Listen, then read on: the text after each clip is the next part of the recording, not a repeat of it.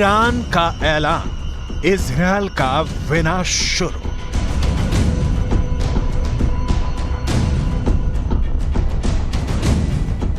Gaza में भयंकर नरसंहार का बदला अब ईरान लेगा।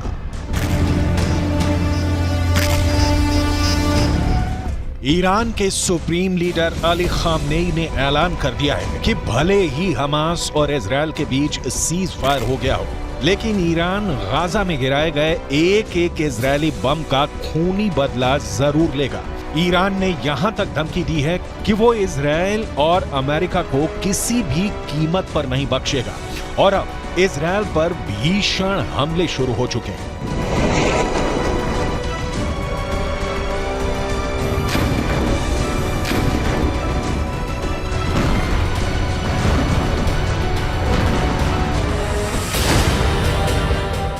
गाजा में एक एक बम का बदला लेगा ईरान।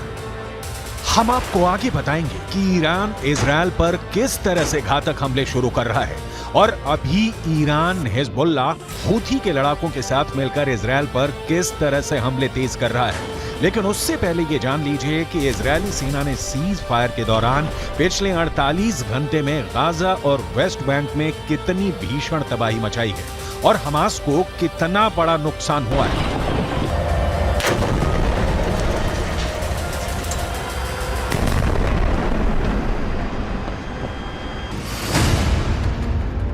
इजरायल सुरक्षा बलों यानी आईडीएफ ने दावा किया है कि पिछले 24 घंटे में हमास के नौसेना बल के कमांडर को उसने मार डाला है। Commander Umar Abu Jallah Hamas की नौसेना बल में एक सीनियर कमांडर था। कमांडर उमर अबू जल्लाह को इजरायली सेना ने हवाई हमले में मारा है। अब तक हमास के 70 से ज्यादा कमांडर मारे जा चुके हैं। कमांडर उमर अबू जल्लाह से पहले दक्षिणी खान यूनुस बटालियन के कमांडर बिलाल अल कीदरा मारा गया था, जबकि उससे पहले कमांडर अयमन नोफेल और मेजर जनरल जियाद मोहिसेन भी मारे जा चुके हैं। जबकि हमास कमांडर मुराद अबू मुराद, अली कादी और मोहम्मद कटमश को भी आईडीएफ मार चुकी है।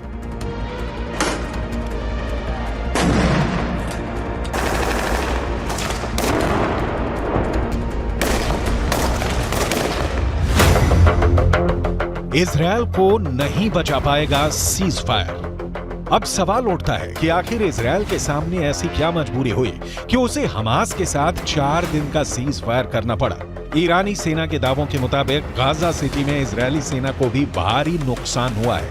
ईरान का यहां तक दावा है कि भले इजरायल अपने 70 सैनिकों के मरने का दावा करे, लेकिन हकीकत में इजरायल के 10 से 20 गुना सैनिक गाजा सिटी में सीधी जंग में मारे जा चुके हैं। इसीलिए ईरान के सुप्रीम लीडर अली खामनेई 4 दिन के सीज फायर शुरू होने के साथ ही ऐलान कर दिया था कि गाजा में गिराए गए एक एक इजरायली बम का बदला लिया जाएगा।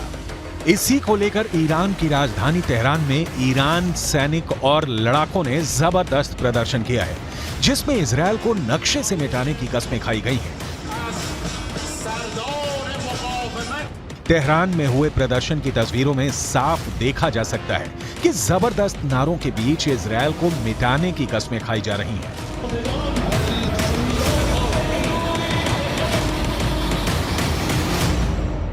در نجات مردم فلسطین اقدام تعیین کننده‌ای را انجام دهد بر ناامیدی ملت‌ها از دولت‌ها و بی‌تابی آنها در دفاع از فلسطین افزوده می‌شود.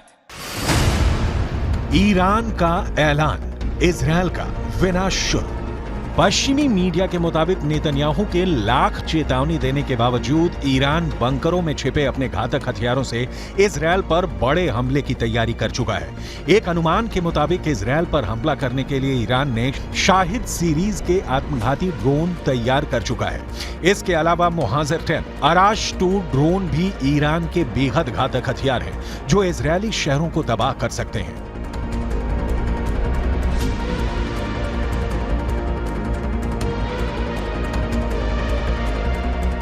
همه مردم آماده هستند برای مقابله با اسرائیل و اینکه فاتحه اسرائیل رو یک بار برای همیشه بخوانند. امیدواریم براش عبرتی باشه، دست از شرارت ها برداره.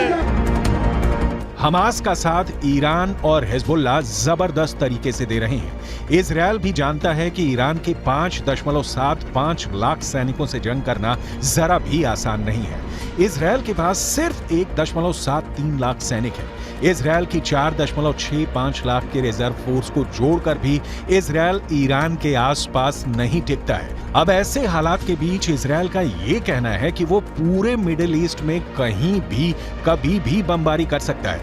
यह दावा वाकई हैरान करने वाला है।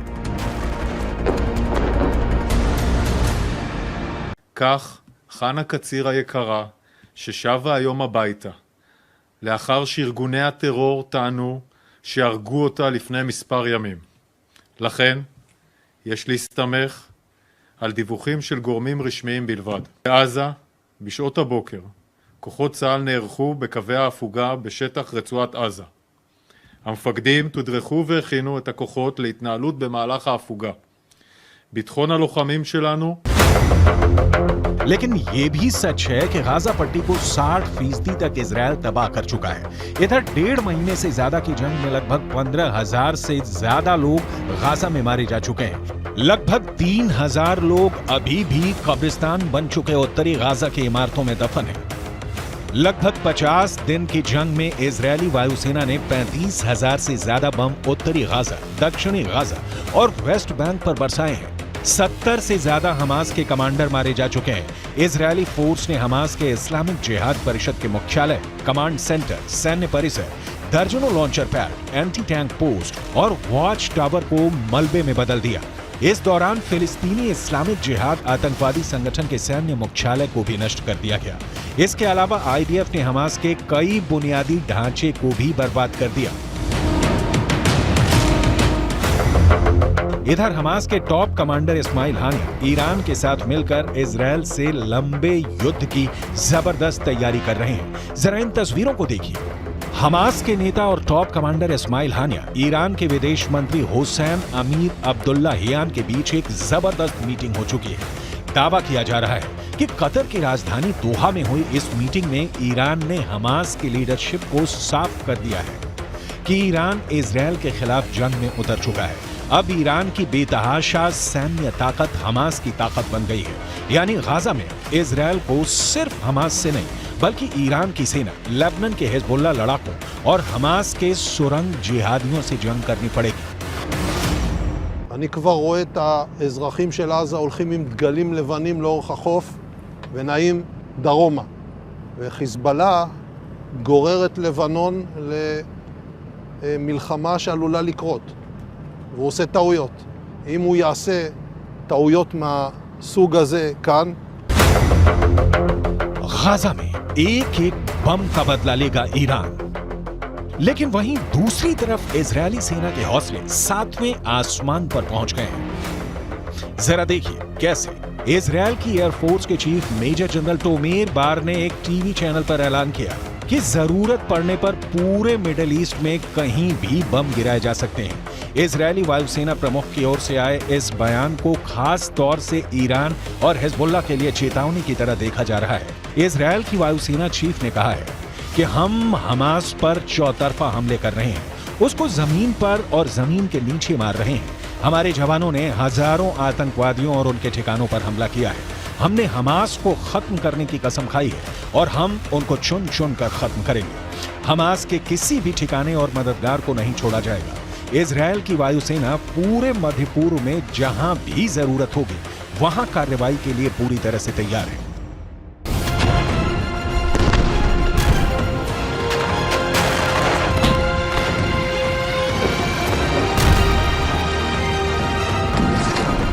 אנחנו חודש כבר במלחמה, פוגעים מאוד מאוד קשה בחמאס, פוגעים בהנהגה של חמאס, פוגעים במפקדים, פוגעים במחבלים, הורסים לחמאס את התשתיות בעזה, ואנחנו גם כל הזמן במוכנות לאזורים אחרים. הבסיס הזה יודע להגיע. हमास की मौजूदा सैन्य क्षमता को देखें तो उसके पास ज्यादातर ईरान के दिए हथियार हैं। इजरायल पर मौजूदा हमले में फज्र 3 और फज्र 5 रॉकेट का इस्तेमाल किया जा रहा है। ये दोनों ही सतह से सतह पर मार करने वाली मिसाइलें हैं।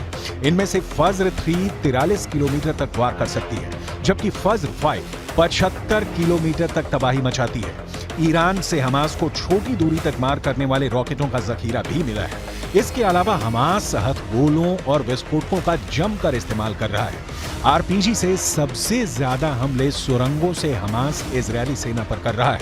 विस्फोटक बेल्ट का भी इस्तेमाल हमास के लड़ाके आईडीएफ के खिलाफ जमकर कर रहे हैं, जबकि एंटी टैंक मिसाइलें हमास का अचूक हथियार इस वक्त साबित हो रही हैं। कुल मिलाकर ईरान गाजा में इजरायल से खूनी बदले लेना शुरू कर चुका है। अब देखना होगा इजरायल एक साथ हमास, हिजबुल्लाह और ईरान को हमले का जवाब कैसे देगा और सीज फायर के बाद ईरान इजरायल पर किस तरह के घातक हमले करेगा।